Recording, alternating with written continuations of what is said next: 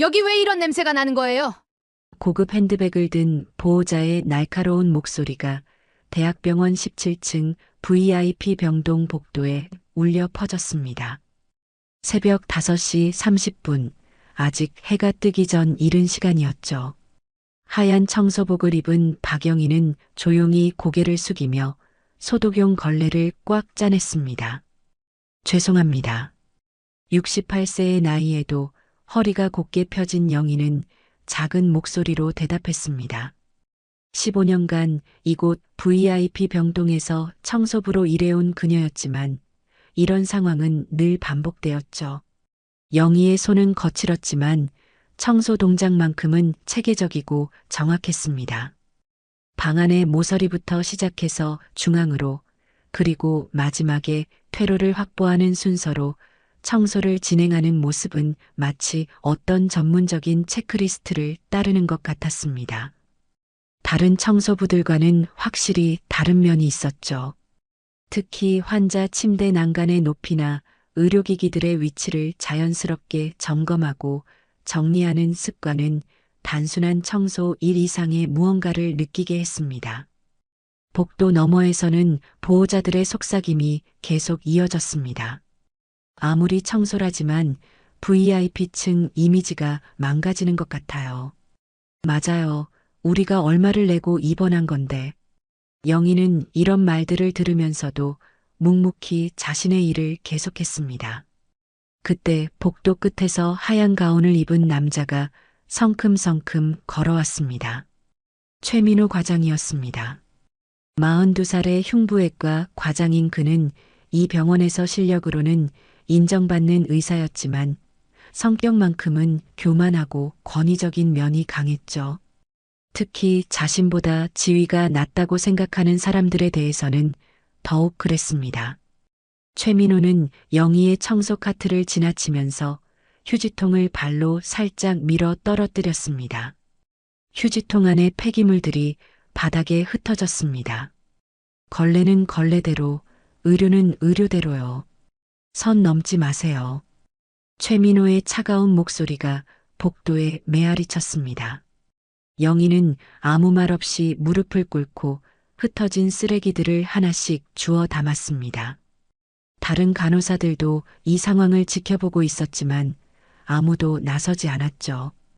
오히려 젊은 간호사 한지수는 어휴, 청소부님이 뭘 안다고 라며 작은 소리로 중얼거렸습니다. 영희는 쓰레기를 다 주워 담은 후 습관적으로 옆에 있는 환자 침대의 난간 높이를 살짝 조정했습니다. 욕창이나 낙상을 방지하기 위한 세심한 배려였죠. 하지만 한지수는 이런 영희의 행동을 보며 미간을 찌푸렸습니다. 청소부님이 환자 침대에 손 떼면 어떻게 해요? 감염 위험도 있고. 영희는 또다시 고개를 숙였습니다. 죄송합니다. 이른 아침 청소를 마친 영희는 병원 옥상으로 올라갔습니다. 이곳은 그녀만의 작은 휴식 공간이었죠. 낡은 스마트폰을 꺼내 영상 통화를 걸었습니다. 화면 너머로 귀여운 소녀가 나타났습니다. 손녀 김서연이었습니다. 초등학교 6학년인 서연은 벌써 일어나서 학교 갈 준비를 하고 있었죠. 할머니, 오늘도 일찍 일어났구나. 서연의 밝은 목소리가 영희의 피곤한 마음을 달래주었습니다. 우리 서연이도 일찍 일어났네. 오늘도 힘내자, 우리 의사 선생님. 할머니도 힘내세요. 할머니가 제일 멋있어요. 서연의 순수한 웃음이 화면을 통해 전해졌습니다. 영희는 손녀의 얼굴을 보며 조용히 미소를 지었습니다. 이 아이를 위해서라면 어떤 모욕도 참을 수 있었죠. 서연은 어려서부터 의사가 되고 싶다고 했습니다. 할머니처럼 사람들을 도와주는 일을 하고 싶어요. 라고 말하는 서연을 보면 영희의 가슴 한편에서는 복잡한 감정이 일어났습니다. 하지만 그 감정이 무엇인지는 아무도 알 수 없었죠. 영희는 그저 공부 열심히 해야 해라고 말할 뿐이었습니다. 영상 통화를 마친 영희는 다시 병원 안으로 들어갔습니다. 오전 8시가 되면서 병원은 본격적인 하루를 시작했습니다. 의사들과 간호사들이 분주하게 움직이기 시작했고 VIP 병실에는 보호자들과 문병객들이 하나둘씩 나타났죠. 영희는 이런 복잡한 상황 속에서도 자신의 자리를 지키며 묵묵히 청소를 계속했습니다. 그런데 영희의 청소 방식을 유심히 보면 뭔가 특별한 점이 있었습니다. 다른 청소부들과는 다르게 그녀는 의료기기 주변을 청소할 때 특별히 조심스러웠고 각종 선들이 꼬이지 않도록 세심하게 정리했습니다. 또한 환자들의 상태를 자연스럽게 관찰하는 습관도 있었죠. 이런 모습들은 단순한 청소 경험만으로는 설명하기 어려운 전문성을 보여주었습니다. 하지만 아무도 이런 점들을 눈여겨보지 않았습니다. 모든 사람들에게 영희는 그저 냄새나는 청소부 할머니일 뿐이었죠. 심지어 친절한 간호사들도 영희를 이모님이라고 부르며 예의상 대했을 뿐, 진정으로 그녀를 한 사람으로 인정해주는 이는 거의 없었습니다. 이주영 간호사장만이 가끔 영희에게 따뜻한 말을 건네곤 했습니다. 고생 많으세요, 영희 씨. 하지만 이주영도 병원의 분위기와 체면을 의식해야 하는 위치에 있었기 때문에 영희를 적극적으로 두둔하지는 못했죠. 특히 최민호 같은 의사들 앞에서는 더욱 그랬습니다. 영희는 이런 현실을 잘 알고 있었습니다. 그래서 더욱 조용히, 더욱 조심스럽게 자신의 일을 해나갔죠. 가끔 환자들이 불편해하거나 위험한 상황에 처했을 때도 그녀는 직접 나서기보다는 간호사들에게 조용히 알려주는 정도에 그쳤습니다. 하지만 그런 그녀의 세심한 관찰력과 판단력은 여전히 누구도 알아주지 않았습니다. 오늘도 그렇게 평범하고 고단한 하루가 시작되는 줄 알았습니다. 하지만 이날은 뭔가 다른 일이 일어날 예감이 있었죠. VIP 병동에는 평소보다 더 많은 의료진들이 분주하게 움직이고 있었고 어딘가 긴장된 분위기가 감돌고 있었습니다. 영희는 이런 변화를 민감하게 감지하고 있었지만 여전히 자신의 자리에서 묵묵히 청소만 계속할 뿐이었습니다.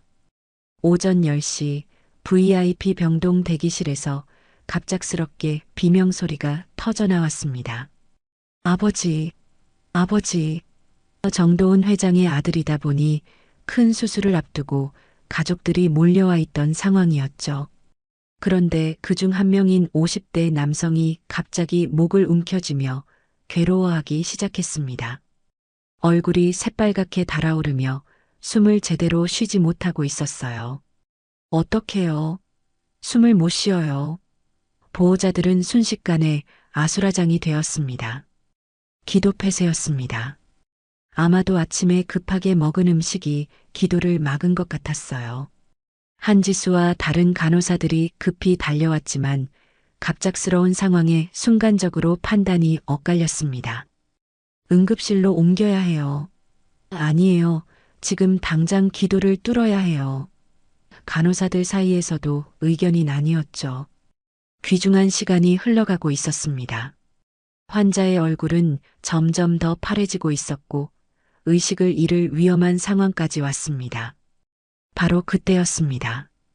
복도 끝에서 청소를 하고 있던 영희가 상황을 파악하고는 조용히 다가왔습니다. 다른 사람들은 영희의 접근을 눈치채지 못했어요. 모두가 당황하고 있는 사이 영희는 침착하게 환자 뒤로 돌아가 정확한 위치에 손을 댔습니다.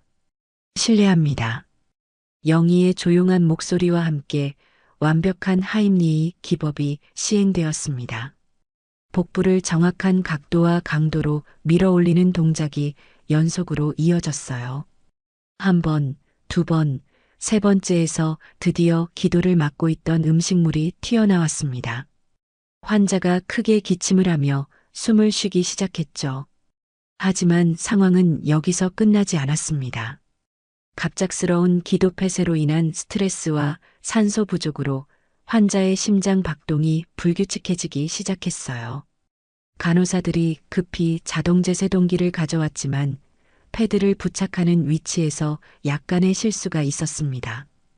영희는 이를 즉시 알아차리고 조용히 패드의 위치를 조정했습니다. 패드 위치를 조금만 옮겨주세요. 영희의 세심한 지시대로 패드 위치가 수정되었고 제세동기가 정상적으로 작동하면서 환자의 심장 리듬이 안정을 찾았습니다. 주변에 있던 모든 사람들이 안도의 한숨을 내쉬었어요. 환자도 완전히 의식을 회복하고 안정된 상태가 되었습니다. 감사합니다. 정말 감사합니다. 환자와 가족들이 영희에게 깊이 고마워했습니다. 간호사들도 영희의 신속하고 정확한 대처에 놀라워했어요.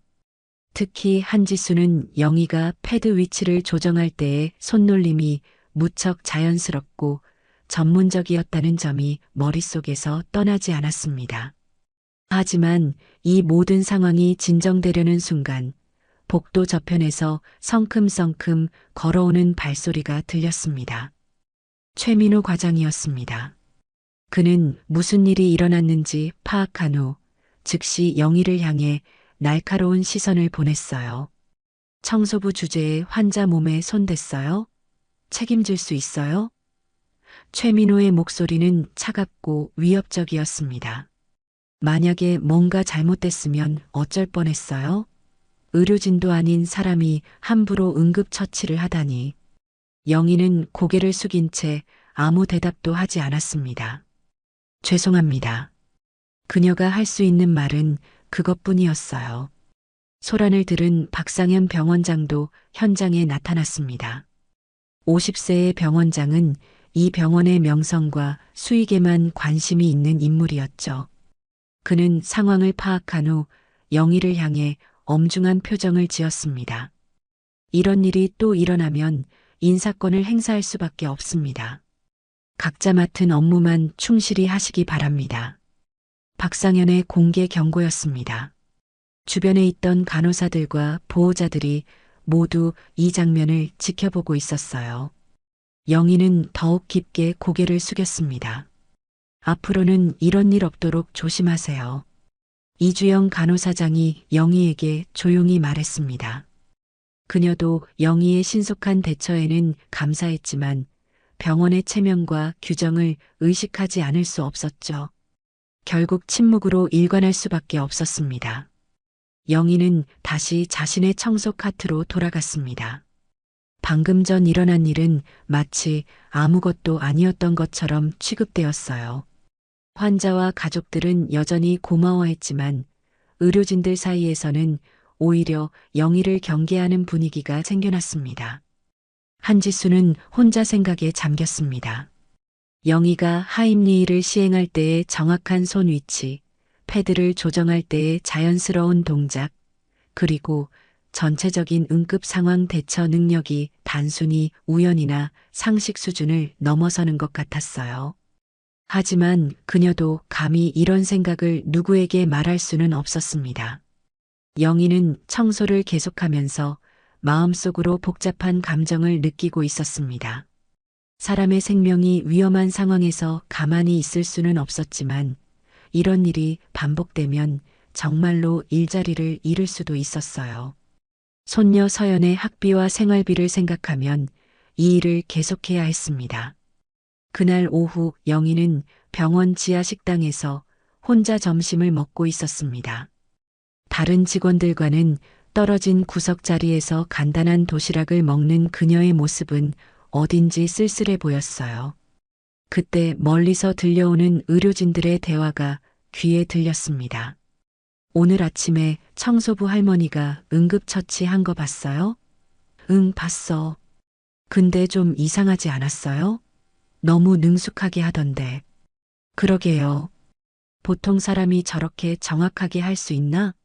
하지만 이런 대화들도 곧 다른 주제로 넘어갔습니다. 영희는 점심을 다 먹고 다시 청소 일을 시작했습니다. 이번에는 더욱 조심스럽게, 더욱 눈에 띄지 않게 일했어요. 하지만 그녀의 세심한 관찰은 계속되었습니다. 환자들의 상태, 의료기기의 이상, 유무, 병실의 안전 점검 등은 여전히 그녀의 습관적인 업무였죠. 저녁이 되어 영희가 집으로 돌아가려는데 오늘 아침에 응급처치를 받았던 환자가 그녀를 붙잡았습니다. 할머니, 정말 고맙습니다. 할머니 덕분에 살았어요. 그 환자는 진심으로 감사해했습니다. 영희는 조용히 미소를 지으며 괜찮습니다라고 대답했어요.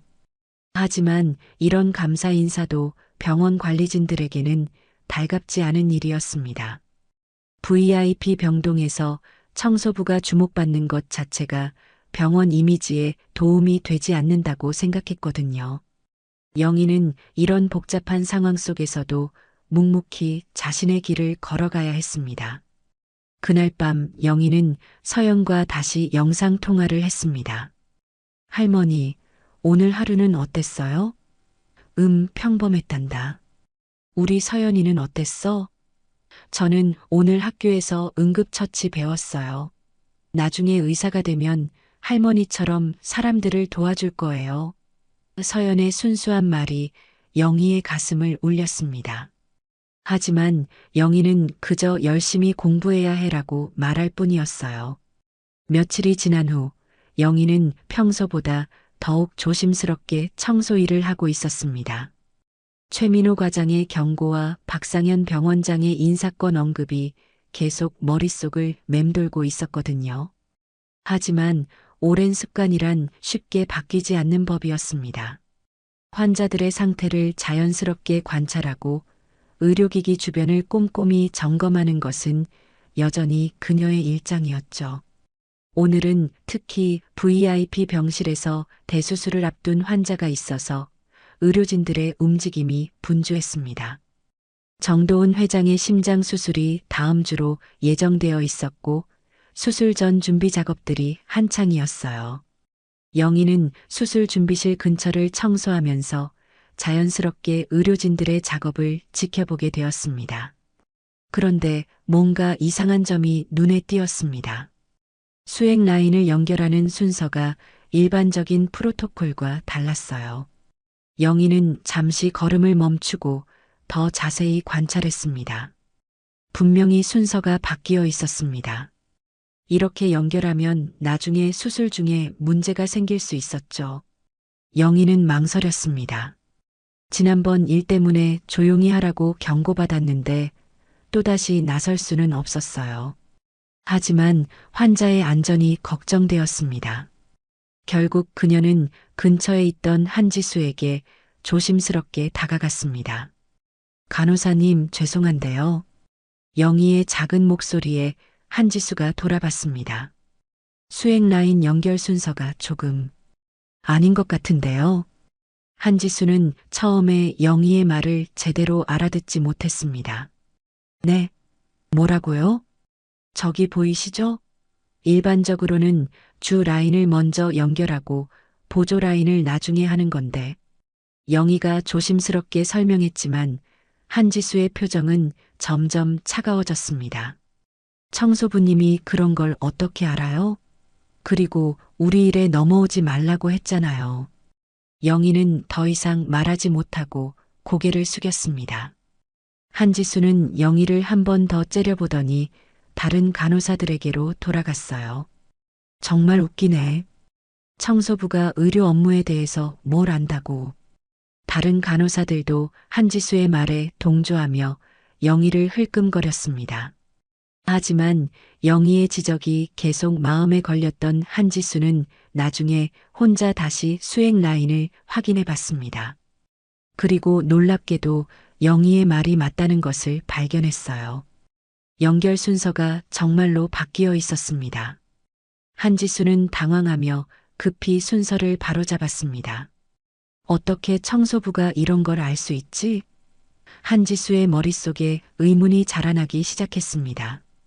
지난번 응급처치 때의 정확한 손놀림, 패드 위치 조정, 그리고 오늘의 수액 라인 지적까지. 이 모든 것들이 단순한 우연으로 설명되기에는 너무 전문적이었어요.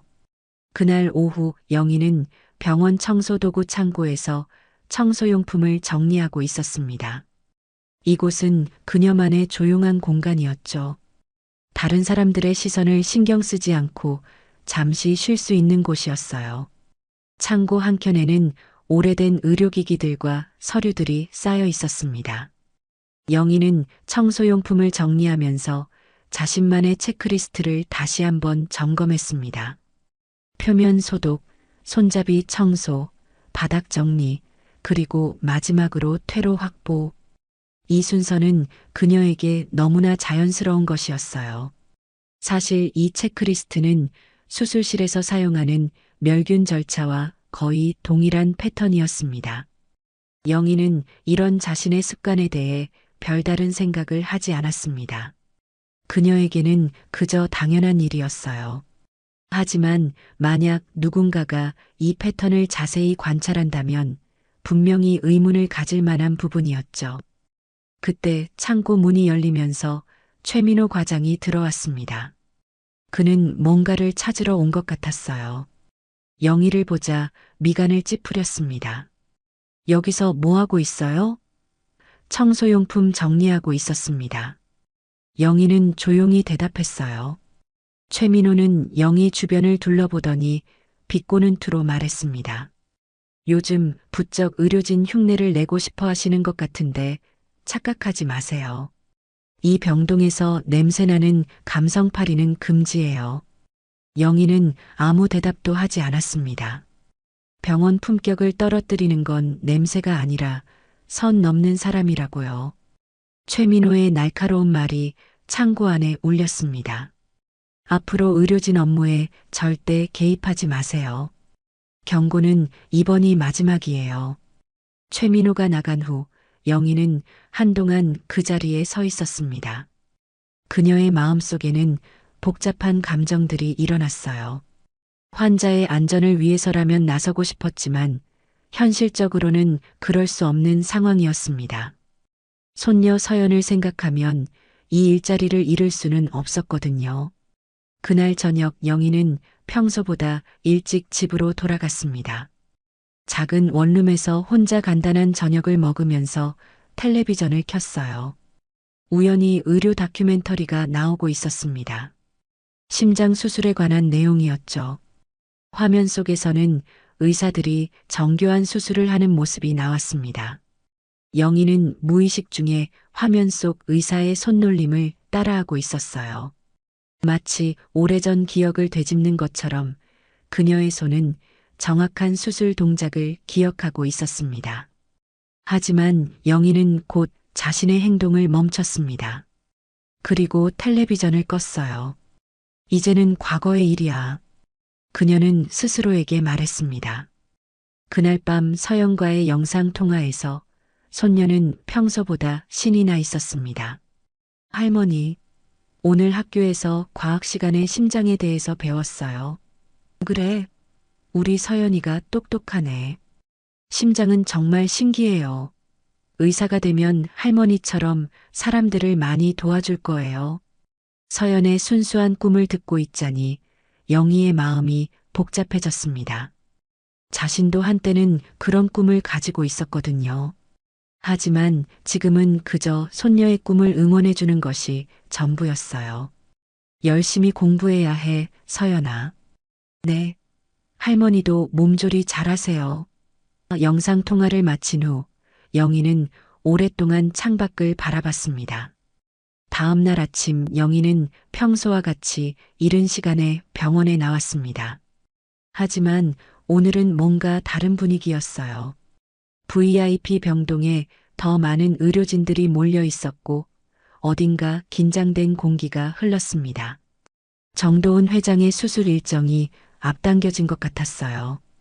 영희는 더욱 조심스럽게 청소를 시작했습니다. 최민호의 경고가 아직도 귓가에 맴돌고 있었거든요. 하지만 환자의 안전에 대한 그녀의 관심은 여전했습니다. 오늘도 그녀는 자신만의 방식으로 병동의 안전을 지켜보고 있었어요. 며칠 후 VIP 병동에는 평소보다 더욱 긴장된 분위기가 감돌았습니다. 정도은 회장의 심장 수술이 내일로 예정되어 있었고 수술팀들이 마지막 점검에 한창이었어요. 혈액은행에서 온 혈액 가방들이 정리되고 있었고 이주영 간호사장이 직접 확인 작업을 하고 있었습니다. 영희는 수술 준비실 근처를 청소하면서 자연스럽게 주변 상황을 관찰했습니다. 그런데 혈액 가방의 라벨을 보는 순간 뭔가 이상한 점을 발견했어요. 글자 간격과 폰트 코드가 평소와 달랐습니다.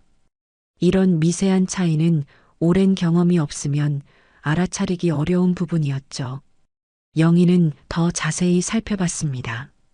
혈액형 표시와 교차 검사 코드에서 명찰 오류 가능성이 보였어요.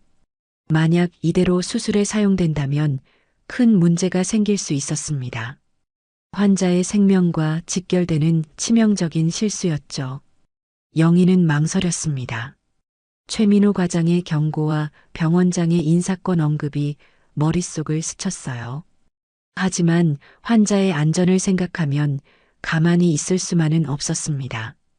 결국 그녀는 이주영 간호사장에게 조심스럽게 다가갔습니다. 간호사장님, 죄송합니다만.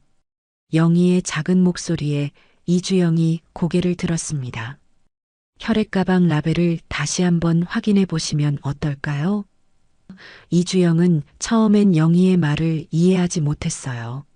라벨에 뭔가 문제가 있나요? 글자 간격이랑 폰트 코드가 평소와 다른 것 같아서요. 교차 검사 결과에 오류가 있을 수도. 영희가 조심스럽게 설명했지만 이주영의 표정은 점점 당혹스러워졌습니다. 바로 그때 최민호 과장이 나타났습니다. 상황을 파악한 그의 얼굴에는 분노가 서렸어요. 또 뭐하고 있는 거예요? 최민호의 날카로운 목소리가 준비실에 울렸습니다. 내가 아는 건 표백제 농도뿐이야. 최민호가 영희를 향해 소리쳤습니다. 의료진 업무에 관여 금지라고 몇 번을 말해야 알아들어요?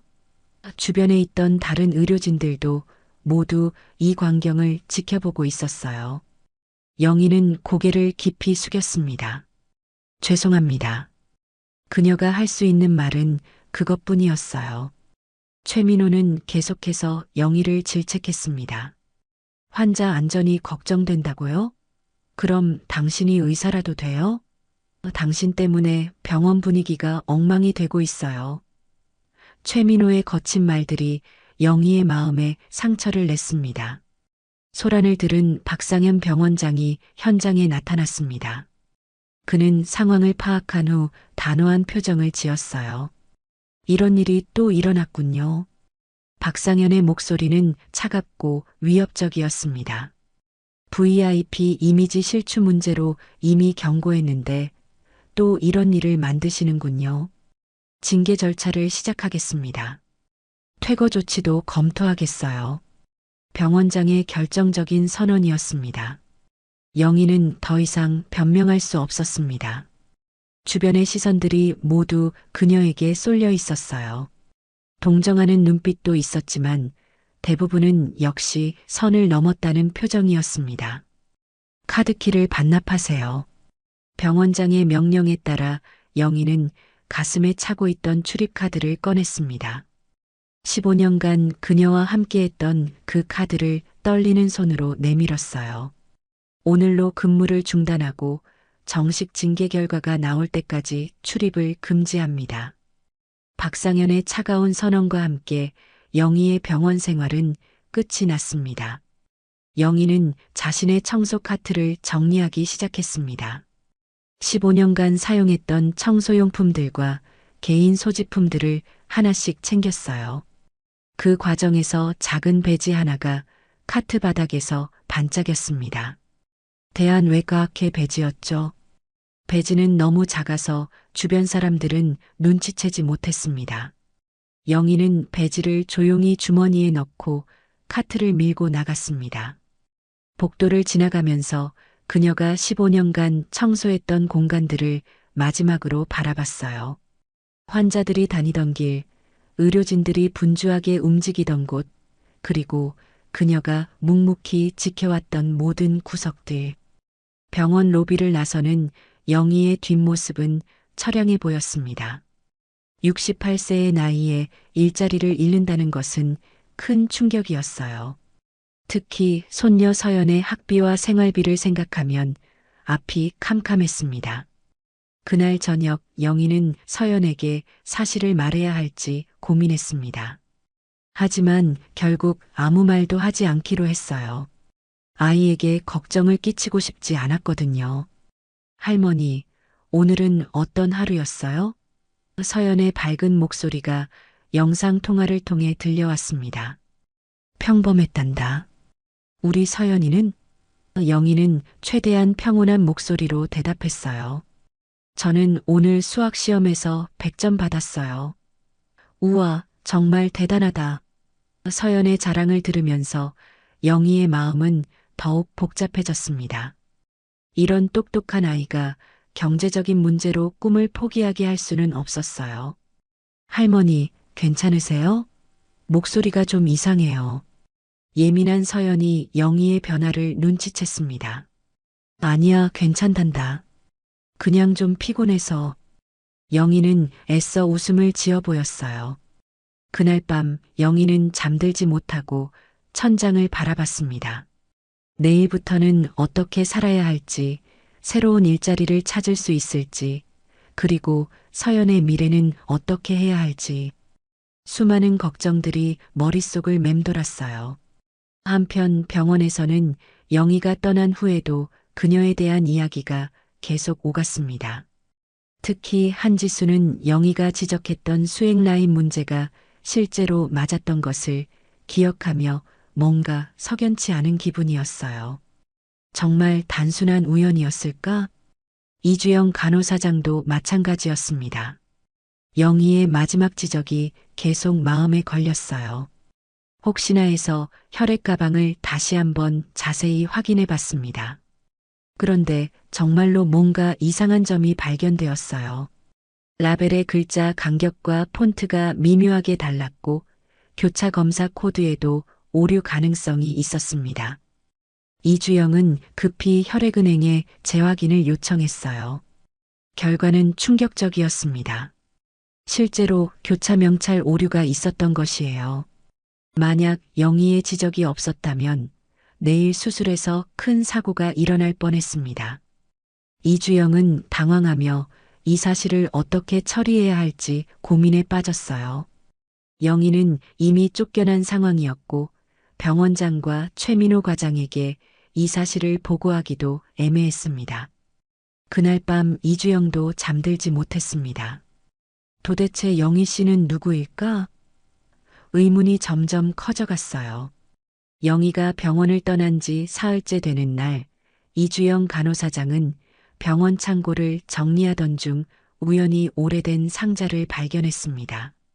먼지가 수북이 쌓인 상자 안에는 과거 병원 홍보 잡지들이 들어 있었어요. 10년 전, 20년 전의 것들까지 다양했습니다. 이주영은 호기심에 그 잡지들을 하나씩 꺼내보기 시작했어요. 그런데 그중 한 권의 표지가 그녀의 눈길을 사로잡았습니다. 심장외과의 손, 박영이라는 제목과 함께 수술용 장갑을 낀 손의 사진이 크게 실려 있었거든요. 박영애? 이주영의 심장이 빨리 뛰기 시작했습니다. 설마 하는 마음으로 잡지를 자세히 들여다봤어요. 사진 속 손에는 작은 흉터가 있었는데 그 위치와 모양이 며칠 전 응급처치를 할 때 봤던 영희의 손과 정확히 일치했습니다. 이주영은 급히 잡지 안쪽 기사를 읽어봤습니다. 국내 최고 수준의 심장외과 전문의 박영희 교수가 성공적인 수술 사례를 늘려가고 있다는 내용이었어요. 기사에는 박영희의 뛰어난 수술 실력과 환자에 대한 헌신적인 자세가 상세히 소개되어 있었습니다. 이럴 수가. 이주영은 충격에 빠졌습니다. 그동안 자신들이 청소부 할머니라고 무시했던 그 사람이 실제로는 저명한 심장외과 의사였다니. 갑자기 영희의 모든 행동들이 이해되기 시작했어요. 정확한 응급처치, 수행 라인 연결 순서 지적, 패드 위치 교정, 그리고 혈액 가방 라벨 오류 발견까지. 이 모든 것들이 단순한 우연이 아니라 전문가의 경험에서 나온 것이었습니다. 이주영은 급히 한지수를 찾아갔습니다. 지수야, 이것 좀 봐. 이주영이 잡지를 보여주자 한지수도 똑같은 충격을 받았어요. 이게 정말 영희 씨인가요? 손의 흉터를 보면 확실해. 우리가 며칠 전에 본 그 손이야. 한지수는 갑자기 며칠 전 응급 상황에서 영희가 패드 위치를 교정할 때의 손놀림을 떠올렸습니다. 그때의 정확하고 자연스러운 동작이 이제야 완전히 이해되었어요. 그럼 우리가 정말 유명한 의사를 청소부 취급한 거예요? 두 사람은 급히 컴퓨터로 과거 CCTV 영상을 확인해 봤습니다. 응급처치 장면을 다시 보니 영희의 모든 동작이 완벽한 의료진의 그것이었어요. 특히 패드를 교정할 때의 각도와 압박점 선택은 교과서적으로 정확했습니다. 우리가 얼마나 큰 실수를 한 건지. 이주영의 목소리에는 후회가 가득했습니다. 그때 그녀는 영희가 마지막에 지적했던 혈액 라벨 건을 떠올렸어요. 급히 혈액은행에 재검사를 의뢰했던 그 결과를 확인해 봤습니다. 검사 결과는 충격적이었습니다. 영희의 지적이 완전히 맞았어요. 교차 명찰에 실제 오류가 있었고, 만약 그대로 수술에 사용했다면 환자에게 치명적인 결과를 가져올 뻔했습니다. 영희는 정말로 환자의 생명을 구한 것이었죠. 우리가 정말 돌이킬 수 없는 실수를 했구나. 한지수의 눈가에 눈물이 맺혔습니다. 뛰어난 의사를 무시하고 쫓아낸 것도 모자라 그녀가 환자를 구하려 했던 노력까지 짓밟아버린 것이었어요. 이주영은 즉시 영희를 찾아가기로 결심했습니다. 인사과에서 영희의 주소를 알아내고 직접 찾아갔어요. 작은 원룸 앞에서 벨을 누르자 영희가 문을 열었습니다. 간호사장님? 어떻게? 영희는 당황한 표정을 지었습니다. 영희 씨, 정말 죄송합니다. 이주영이 깊게 고개를 숙였어요. 저희가 큰 실수를 했어요. 당신이 누구인지도 모르고. 이주영은 가져온 잡지를 보여주며 사과했습니다. 영희는 잠시 말을 잃었어요. 오랫동안 숨겨왔던 과거가 밝혀진 것이었죠. 혈액 라벨 건도 재검사해 봤어요. 당신 말이 완전히 맞았어요. 이주영의 말에 영희는 복잡한 표정을 지었습니다. 다행히 큰 사고는 막았네요. 왜 말씀하지 않으셨어요? 당신이 그런 훌륭한 의사였다는 걸. 이주영의 질문에 영희는 잠시 침묵했습니다. 그리고 천천히 입을 열었어요. 면허는 아직 유효해요. 하지만 지금은 손녀 학비가 먼저예요. 영희의 짧은 대답에는 많은 이야기가 숨어 있었습니다. 과거의 영광보다는 현재의 현실이 더 중요했던 것이죠. 그래도 병원으로 돌아오세요. 우리가 잘못했어요. 이주영이 간절히 부탁했지만 영희는 고개를 저었습니다. 이미 징계 절차가 시작됐잖아요. 그리고 영희는 말을 잇지 못했어요. 사실 영희에게는 더 큰 이유가 있었습니다. 과거의 실패와 좌절, 그리고 가족을 지키기 위해 선택한 현재의 삶. 다시 의사로 돌아간다는 것은 그녀에게 쉬운 결정이 아니었어요. 생각해 보세요. 제발. 이주영이 마지막으로 부탁하고 돌아섰습니다. 영희는 문을 닫고 나서 한동안 그 자리에 서 있었어요. 마음속 깊은 곳에서 뭔가가 꿈틀거리기 시작했습니다. 그날 밤 영희는 오랫동안 잠들지 못했습니다. 과거의 기억들이 하나씩 되살아났어요. 수술실에서의 치열했던 순간들, 환자를 살려낸 보람, 그리고 모든 것을 잃었던 아픔까지. 한편 병원에서는 이주영과 한지수가 다른 동료들에게 진실을 알리기 시작했습니다. 처음에는 믿지 않던 사람들도 증거를 보고 나서는 모두 충격에 빠졌어요. 특히 영희를 가장 심하게 무시했던 사람들일수록 더 큰 충격을 받았습니다. 우리가 정말 큰 실수를 했구나. 어떻게 이런 일이. 병원 곳곳에서 후회의 목소리들이 들려왔어요. 그런데 아직 최민호 과장과 박상현 병원장은 이 사실을 모르고 있었습니다. 이주영은 이들에게 어떻게 이 사실을 알려야 할지 고민하고 있었어요. 특히 최민호의 경우 영희를 가장 심하게 무시했던 만큼 진실을 받아들이기 어려울 것 같았습니다. 영희는 다음 날 아침에도 평소처럼 서연과 영상통화를 했습니다. 할머니, 요즘 좀 우울해 보여요. 예민한 서연이 할머니의 변화를 눈치챘어요. 괜찮단다. 그냥 날씨가 좀 흐려서. 영희는 애써 밝게 웃어 보였지만 서연은 쉽게 속지 않았습니다. 할머니, 제가 뭔가 도와드릴 수 있는 일은 없나요? 순수한 손녀의 걱정 어린 목소리를 들으니 영희의 마음에 따뜻한 무언가가 퍼져나갔습니다. 이 아이를 위해서라도 다시 일어서야 하는 건 아닐까? 영희의 마음속에서 조그만 불씨가 다시 타오르기 시작했어요.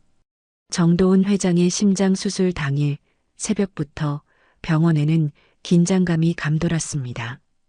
국내 최고 권위의 심장외과 전문의가 집도를 맡기로 되어 있었지만 갑작스럽게 폭우가 쏟아지기 시작했어요. 하늘에서는 마치 바가지로 물을 붓는 듯한 비가 내렸고 도로 곳곳이 침수되기 시작했습니다. 교수님이 아직 안 오셨어요? 이주영이 불안한 목소리로 물어봤습니다. 외부에서 올 예정이었던 대체 집도인은 교통이 완전히 두절되어 병원에 도착할 수 없는 상황이었어요. 비상 연락을 취해봤지만 당분간은 올 수 없다는 답변뿐이었습니다. 환자 상태는 어떤가요? 최민호 과장이 수술 준비실로 들어왔습니다. 정도은 회장은 이미 마취가 된 상태였고 수술을 연기하기에는 너무 위험한 상황이었어요. 심장의 상태가 급속도로 악화되고 있었거든요. 집도에 없이는 수술을 진행할 수 없어요. 한지수가 걱정스럽게 말했습니다. 하지만 최민호는 자신이 집도를 해야 한다고 판단했어요. 비록 경험이 부족하지만 다른 선택의 여지가 없었거든요. 제가 하겠습니다. 최민호의 결심에 따라 수술이 시작되었습니다. 처음에는 순조롭게 진행되는 듯 했어요.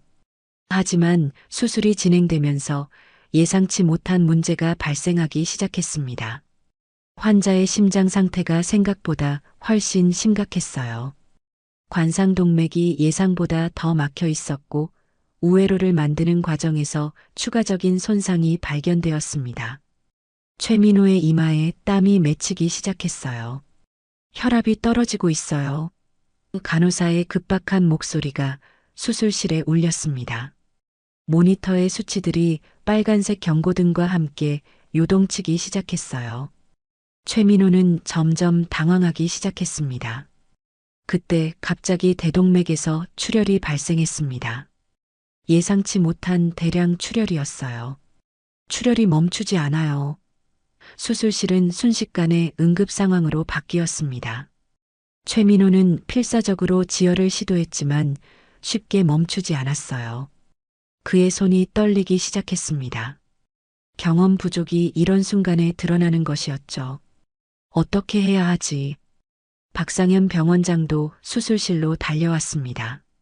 상황을 파악한 그는 당황한 기색을 감추지 못했어요. 다른 병원으로 전원 준비를 해야겠어요. 하지만 이런 상황에서 환자를 옮기는 것은 더욱 위험했습니다. 혈압이 계속 떨어져요. 위험해요. 간호사들의 목소리가 점점 절망적으로 변했습니다. 모니터의 심전도는 불규칙한 파형을 그리며 위험 신호를 보내고 있었어요. 환자의 생명이 위태로운 순간이었습니다. 최민호는 더 이상 어떻게 해야 할지 몰랐습니다. 전원 준비만 계속 말하고 그는 책임을 회피하려 했어요. 하지만 현실적으로 환자를 옮길 수도 없는 상황이었습니다.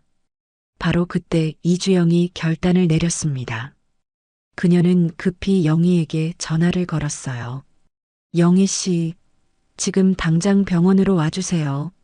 환자가 위험해요. 당신만이 살릴 수 있어요.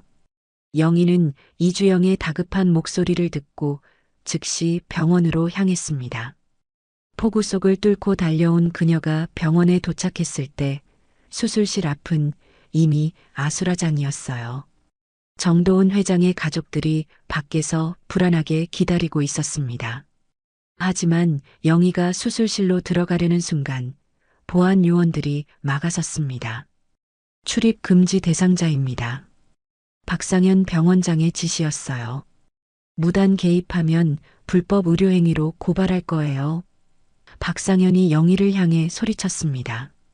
그는 여전히 영희의 정체를 모르고 있었어요. 오직 병원의 체면과 자신의 책임 회피만 생각하고 있었습니다. 영희는 유리병 너머로 수술실 안의 상황을 지켜봤습니다. 모니터의 심전도선이 점점 납작해지고 있었어요. 환자의 생명이 위험한 순간이었습니다. 그녀의 마음은 찢어질 것 같았어요. 제발 들여보내주세요. 이주영이 박상현에게 간청했지만 소용없었습니다. 규정은 규정이에요. 청소부가 수술실에 들어갈 수는 없어요. 바로 그때 정도은 회장의 아들이 나타났습니다. 그는 며칠 전 응급처치를 받았던 그 환자였어요. 영희의 도움으로 생명을 구했던 그 사람이었습니다. 이분이 저를 살려주셨어요. 그가 떨리는 손으로 응급동의서에 서명했습니다. 아버지도 이분이 구해주세요. 영희는 마침내 수술실로 들어갈 수 있게 되었습니다. 하지만 상황은 이미 최악이었어요. 환자의 혈압은 거의 바닥이었고 심장 박동도 불규칙했습니다. 대동맥 출혈은 여전히 계속되고 있었어요. 올 이즈 로스트의 순간이었습니다. 모든 것이 끝난 것 같아 보였어요. 하지만 영희의 눈에는 아직 포기할 수 없다는 의지가 타오르고 있었습니다. 영희는 빗줄기를 맞으며 병원으로 달려올 때 이미 결심을 굳혔어요. 다시는 환자를 잃을 수 없었습니다. 과거의 아픔과 현재의 어려움을 모두 뛰어넘어 의사로서의 사명을 다하기로 한 것이었죠. 수술실 문이 열리고 영희가 들어서는 순간 모든 시선이 그녀에게 집중되었습니다. 최민호는 당황한 표정으로 영희를 바라봤어요. 청소부가 여기서 뭐 하는 거예요? 하지만 영희는 이미 스크럽룸으로 향하고 있었습니다. 그녀의 뒷모습에서는 과거 수많은 수술을 성공시켰던 명의의 기품이 느껴졌어요. 15년 만에 다시 수술복을 입게 되는 순간이었습니다. 환자의 심전도 소리가 점점 더 불규칙해지고 있었습니다. 시간이 얼마 남지 않았어요. 영희는 손을 씻으며 마음의 준비를 하고 있었습니다.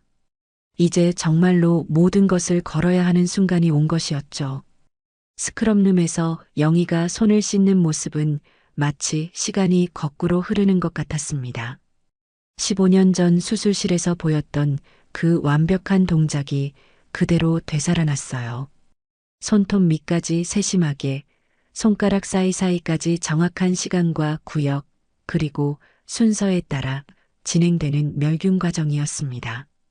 수술용 가운을 입는 영희의 모습을 본 간호사들은 모두 놀라움을 감추지 못했어요.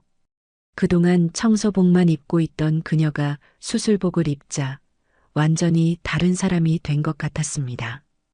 위험 있고 당당한 모습은 15년 전 명희의 그것이었죠. 수술실로 들어선 영희는 환자의 상태를 신속하게 파악했습니다. 모니터의 수치들, 출혈 부위, 그리고 지금까지 진행된 수술 과정을 한눈에 읽어냈어요. 그녀의 눈빛은 차분하면서도 집중력이 넘쳤습니다. 크로스클램프 2mm 하향, 5-0 프로렌, 흡인 대기. 영희의 첫 지시가 수술실에 울렸습니다. 목소리는 평온했지만 확고했어요. 간호사들은 순간적으로 망설였지만 곧 그녀의 지시를 따르기 시작했습니다. 최민호가 반발했습니다. 청소부에게 지휘받을 순 없어요. 그의 목소리에는 당황과 분노가 섞여 있었어요. 하지만 영희는 차분하게 대답했습니다. 지금은 직함이 아니라 맥박이 우선입니다. 영희의 말에는 의사로서의 철학이 담겨 있었어요. 환자의 생명 앞에서는 모든 것이 무의미하다는 신념이었습니다. 영희는 즉시 출혈 부위로 다가갔습니다. 최민호가 놓치고 있던 작은 혈관 손상을 정확히 파악했어요. 여기 작은 분지에서 출혈이 계속되고 있었네요. 그녀의 정확한 진단에 수술팀들이 놀라워했습니다. 봉합 각도를 15도 수정해 주세요. 영희의 세밀한 지시가 이어졌습니다. 그녀의 손은 마치 춤을 추듯 우아하면서도 정확했어요. 몇 번의 정교한 봉합으로 출혈이 완전히 멈췄습니다. 바로 그때 재미있는 장면이 연출되었습니다. 수술에 필요한 특수 라벨과 멸균 테이프가 부족한 상황이 발생한 것이에요. 영희는 주저없이 자신의 청소 카트를 가져오라고 지시했습니다. 제 카트에서 라벨러와 멸균 테이프를 가져와 주세요. 간호사들은 어리둥절했지만 영희의 지시에 따랐어요. 놀랍게도 청소 카트 안에는 의료용으로도 사용 가능한 다양한 도구들이 정리되어 있었습니다. 그동안 냄새나는 청소 카트라고 무시받았던 것이 순식간에 응급 서플라이 카트로 변신한 것이었습니다. 영희가 평소에 얼마나 체계적이고 전문적으로 준비를 해왔는지 보여주는 장면이었죠. 준비는 직함이 아니라 태도입니다. 영희의 말과 함께 긴급 라벨 교정 작업이 시작되었습니다. 그녀의 지시하에 모든 의료진들이 완벽한 팀워크를 보여주기 시작했어요. 수술이 진행되면서 영희의 진가가 드러났습니다. 복잡한 관상동맥 우회수를 마치 교과서를 보는 듯 정확하게 진행했어요. 혈관 연결 부위의 각도, 봉합선의 간격, 모든 것이 완벽했습니다. 최민호는 영희의 수술 실력을 보며 점점 말을 잃어갔습니다. 자신이 몇 시간 동안 해결하지 못했던 문제를 영희는 불과 10분 만에 해결해버린 것이었어요. 그제서야 그는 영희가 보통 사람이 아니라는 것을 깨달았습니다. 출혈 완전 제압, 혈압 상승 중. 간호사의 보고와 함께 모니터의 수치들이 안정되기 시작했습니다. 환자의 심장 박동도 규칙적으로 돌아왔어요. 수술실의 안도의 기운이 감돌았습니다. 영희는 마지막 봉합을 완료하며 조용히 말했습니다. 심장은 다시 뛰고 있습니다. 그녀의 목소리에는 깊은 만족감이 담겨 있었어요. 다시 한번 생명을 구해낸 것에 대한 보람이었습니다. 수술팀 모두가 영희를 바라보며 경외감을 느꼈습니다. 특히 한지수는 감동에 겨워 눈가가 젖어 있었어요. 정말 대단하세요. 그녀의 작은 목소리에는 진심 어린 존경이 담겨 있었습니다. 최민호도 마침내 자신의 잘못을 인정할 수밖에 없었습니다. 제가 완전히 틀렸습니다. 그의 목소리는 떨리고 있었어요. 당신이 누구인지도 모르고 무시했습니다. 영희는 수술복을 벗으며 조용히 미소를 지었습니다. 중요한 건 환자가 무사하다는 것입니다. 그녀에게는 복수나 자존심보다는 환자의 안전이 더 중요했어요. 수술이 끝난 후 정도은 회장은 회복실로 옮겨졌습니다. 모든 수치가 정상으로 돌아왔고 생명에는 전혀 지장이 없었어요. 가족들은 안도의 눈물을 흘렸습니다. 영희는 조용히 수술실을 나섰습니다. 복도에서 그녀를 기다리고 있던 이주영이 깊게 고개를 숙였어요. 정말 죄송했습니다. 그리고 고맙습니다. 하지만 영희의 마음속에는 복잡한 감정들이 일고 있었습니다. 다시 수술실에 선다는 것, 환자를 구한다는 것에 대한 깊은 성취감과 동시에 과거의 아픔도 되살아났어요. 과연 자신이 다시 의사로 돌아갈 수 있을까 하는 불안감도 있었습니다. 수술실 밖에서는 벌써 소문이 퍼지기 시작했습니다. 청소부가 심장 수술을 했다더라. 아니, 사실은 유명한 의사였다더라. 병원 전체가 이 놀라운 사건으로 떠들썩해지기 시작했어요. 하지만 아직 박상현 병원장은 정확한 상황을 파악하지 못하고 있었습니다. 그는 여전히 영희를 청소부로만 알고 있었고 이번 일을 어떻게 처리해야 할지 고민하고 있었어요. 병원의 명성과 자신의 체면 사이에서 갈등하고 있었습니다. 영희는 병원을 나서며 하늘을 올려다봤습니다. 비는 그쳤고 구름 사이로 햇살이 스며들고 있었어요. 오랜만에 느끼는 성취감과 함께 새로운 시작에 대한 기대감도 조금씩 자라나고 있었습니다. 다음 날 아침 전국의 뉴스는 한 가지 이야기로 들끓었습니다. 청소부의 기적? 실은 전설의 외과의사라는 헤드라인이 모든 신문과 방송의 첫 페이지를 장식했어요. 병원 관계자들의 증언과 함께 영희의 과거 이력이 상세히 보도되었습니다. 박상현 병원장은 급히 소집된 기자회견장에서 당황한 기색을 감추지 못했습니다. 어제까지만 해도 청소부라고 무시했던 그 사람이 하루아침에 전설의 명의가 되어버린 상황이었거든요. 그는 어떻게든 병원의 체면을 세우려고 애썼어요.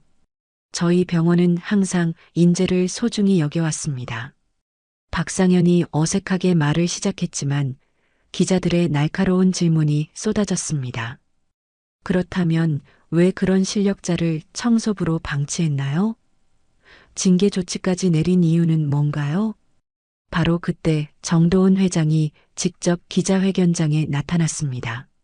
수술 다음 날임에도 불구하고 건강한 모습으로 나타난 그의 등장에 모든 사람들이 놀랐어요.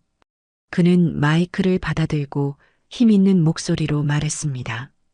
오늘 제 생명의 은인은 박영희 박사님입니다. 정도은 회장의 분명한 선언이었습니다. 박사님이 아니었다면 저는 이 자리에 서 있을 수 없었을 것입니다. 회장의 증언과 함께 영희의 진정한 가치가 세상에 알려지기 시작했습니다. 과거 그녀가 수행했던 수많은 성공적인 수술들, 환자들을 구해낸 이야기들이 하나씩 밝혀졌어요. 언론은 숨겨진 명의의 재발견이라며 대서특필했습니다. 한편 최민호 과장은 동료 의사들 앞에서 공개적으로 사과하고 있었습니다. 제가 완전히 틀렸습니다. 그의 목소리는 진심으로 후회에 찬 것이었어요. 배운 건 많지만 본 건 적었습니다. 최민호는 자신의 교만함과 편견이 얼마나 어리석었는지 깨달았습니다. 의사라는 직함에만 의존해서 진정한 실력과 인품을 보지 못했던 것이었죠. 앞으로는 겸손하게 배우는 자세로 임하겠습니다. 이주영 간호사장도 눈물을 흘리며 사과했습니다. 정말 죄송했어요. 우리가 얼마나 큰 실수를 했는지. 그녀뿐만 아니라 병원의 모든 직원들이 영희에게 진심으로 사과하기 시작했어요. 그날 오후 박상현 병원장은 영희를 찾아가 정중하게 복귀를 제안했습니다. 의국으로 돌아와 주세요. 저희가 모든 대우를 보장하겠습니다. 하지만 영희의 대답은 예상과 달랐어요. 감사하지만 일반적인 의국 복귀는 원하지 않습니다. 영희는 차분하게 자신의 생각을 말했습니다. 대신 후배 교육과 감염 관리 그리고 환자 안전체계 자문으로 돌아가고 싶습니다. 영희의 제안은 매우 현실적이고 의미 있는 것이었어요. 단순히 과거의 명성을 되찾는 것이 아니라 자신의 경험을 후배들에게 전수하고 병원의 안전 시스템을 개선하겠다는 뜻이었습니다. 이는 환자를 최우선으로 생각하는 그녀다운 결정이었죠. 또한 청소와 감염관리 업무도 계속 병행하겠습니다. 영희의 말에 모든 사람들이 놀랐어요. 청소는 의료의 기본입니다. 청결은 생명이고 존중은 치료의 시작이니까요. 영희의 철학이 담긴 이 말은 곧 병원의 새로운 모토가 되었습니다. 병원 로비에는 청결은 생명, 존중은 치료의 시작, 박영이라는 안내판이 세워졌어요. 이는 모든 의료진들에게 겸손함과 기본의 중요성을 일깨워주는 메시지였습니다. 그날 저녁 영희는 오랜만에 마음이 편안해진 상태로 서연과 영상통화를 했습니다. 화면 속 서연은 뉴스를 보고 너무 신이 나 있었어요. 할머니, 텔레비전에서 봤어요. 할머니가 정말 대단한 의사였구나. 우리 서연이가 더 자랑스럽단다. 영희의 목소리에는 따뜻함이 가득했어요. 이제 할머니가 제 영웅이에요. 서연의 순수한 감탄사에 영희는 조용히 미소를 지었습니다. 서연아, 영웅은 거창한 게 아니야. 자기 자리에서 최선을 다하는 사람이 진짜 영웅이란다. 영희의 말에는 인생의 깊은 지혜가 담겨 있었어요. 할머니처럼 사람들을 도와주는 의사가 될게요. 몇 주 후 영희는 새로운 역할로 병원에서 일하기 시작했습니다. 아침에는 후배 의사들을 교육하고 오후에는 감염관리 업무를 했어요. 그리고 여전히 청소와 환경 관리도 직접 담당했습니다. 젊은 의사들은 처음에는 어색해했지만 곧 영희의 가르침에 깊은 감동을 받았어요. 수술 실력뿐만 아니라 환자를 대하는 마음가짐까지 배우고 있습니다. 한 젊은 의사의 말이었죠. 한지수도 영희로부터 많은 것을 배우고 있었습니다. 환자의 안전은 작은 것부터 시작된다는 걸 깨달았어요. 그녀는 이제 영희의 세심한 관찰력과 체계적인 접근법을 본받으려 노력하고 있었어요. 어느 날 영희는 병원 옥상에서 혼자 도시락을 먹고 있었습니다. 예전과는 달리 이제는 동료들과 함께 식사할 수 있었지만 가끔은 혼자만의 시간도 소중했어요. 그때 최민호가 조심스럽게 다가왔습니다. 선생님, 죄송합니다. 그리고 감사합니다. 최민호는 진심으로 고개를 숙였어요.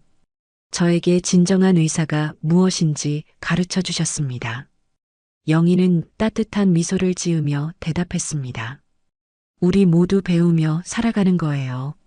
저도 여러분에게서 많이 배우고 있어요. 그녀의 너그러운 마음이 최민호의 가슴을 울렸습니다. 병원은 영희의 복귀와 함께 완전히 달라졌습니다. 의료진들 사이의 위계 질서는 여전했지만 서로를 존중하는 문화가 자리 잡기 시작했어요.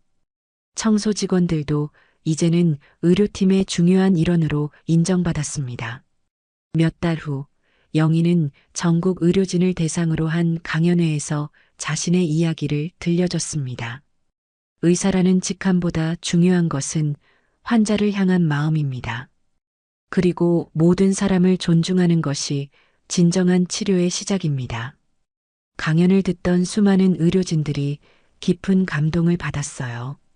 영희의 이야기는 단순한 성공담이 아니라 진정한 의료인의 자세에 대한 깊은 성찰을 담고 있었기 때문입니다. 그날 밤 영희는 서연과 마지막 영상 통화를 하며 하루를 마무리했습니다. 할머니, 정말 자랑스러워요. 서연의 말에 영희는 조용히 고개를 끄덕였어요. 서연아, 할머니도 우리 서연이가 가장 자랑스럽단다. 꿈을 포기하지 않고 끝까지 노력하는 사람이 진짜 멋진 사람이야. 영상 통화를 마친 후 영희는 창밖을 바라봤습니다.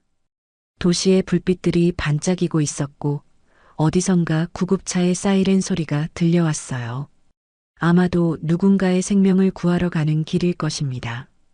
영희는 가슴에 손을 얹고 조용히 다짐했습니다. 내일도 최선을 다해서 환자들을 도와야지. 그녀의 하루는 이렇게 끝이 났고 새로운 내일을 위한 준비가 시작되었습니다. 병원 로비의 안내판에 새겨진 글귀가 조명을 받아 빛나고 있었어요. 청결은 생명, 존중은 치료의 시작. 이 문구는 이제 모든 사람들에게 깊은 의미로 다가가고 있었습니다. 영희의 이야기는 단순히 개인의 성공담을 넘어서 우리 사회가 지녀야 할 진정한 가치에 대한 메시지를 전하고 있었습니다. 모든 사람을 존중하고 겸손한 마음으로 자신의 역할에 최선을 다하는 것. 그것이 바로 영희가 보여준 진정한 영웅의 모습이었습니다.